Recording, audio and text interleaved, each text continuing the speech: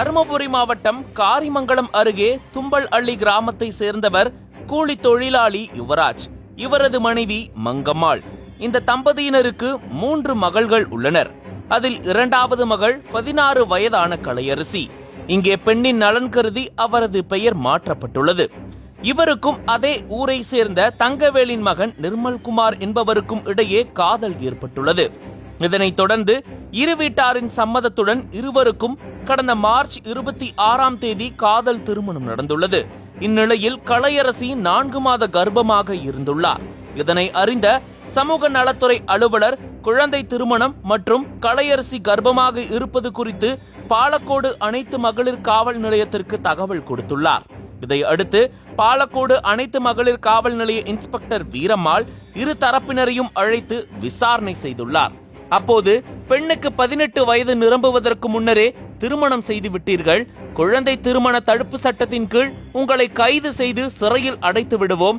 அப்படி செய்யக்கூடாது என்றால் உடனடியாக 50,000 ரூபாய் பணம் கொடுத்தால் வழக்கு பதிவு செய்யாமல் விட்டு விடுகிறேன் என்று பேரம் பேசியுள்ளார். ஆனால் பணம் கொடுக்க விரும்பாத கலையரசியின் தாயார் மங்கம்மாள் இன்ஸ்பெக்டர் லஞ்சம் கேட்டது தொடர்பாக தருமபுரி ஊழல் தடுப்பு மற்றும் கண்காணிப்பு பிரிவு டிஎஸ்பி நாகராஜிடம் புகார் கொடுத்துள்ளார். அதன் பேரில் விசாரணை நடத்திய டிஎஸ்பி நாகராஜ் மங்கம்மாளிடம் ரசாயனம் தடவிய ரூபாய் நோட்டுகளை கொடுத்து அனுப்பியுள்ளார். மேலும் இன்ஸ்பெக்டர் பெருமாள் தலைமையிலான போலீசார் மங்கம்மாளை பின்தொடர்ந்து சென்றுள்ளனர்.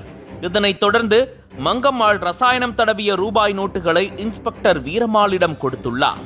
அப்போது அனைத்து மகளிர் காவல் நிலையம் அருகே மறைந்திருந்த இன்ஸ்பெக்டர் பெருமாள் தலைமையிலான லஞ்ச ஒழிப்பு பிரிவு போலீசார் கையும் களவுமாக வீரம்மாளை பிடித்தனர்.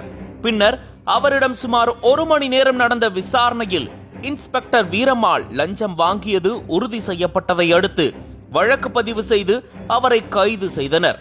பின்னர் நீதிமன்றத்தில் ஆஜர்படுத்தப்பட்டு சிறையில் அடைத்தனர். குழந்தை திருமணம் நடந்திருப்பதை உரிய விசாரணை நடத்தி நடவடிக்கை எடுக்காமல் அதனை தனது சுய லாபத்திற்காக பயன்படுத்தி லஞ்சம் வாங்கிய பெண் இன்ஸ்பெக்டரின் செயல் பொதுமக்களிடையே அதிருப்தியை ஏற்படுத்தியுள்ளது.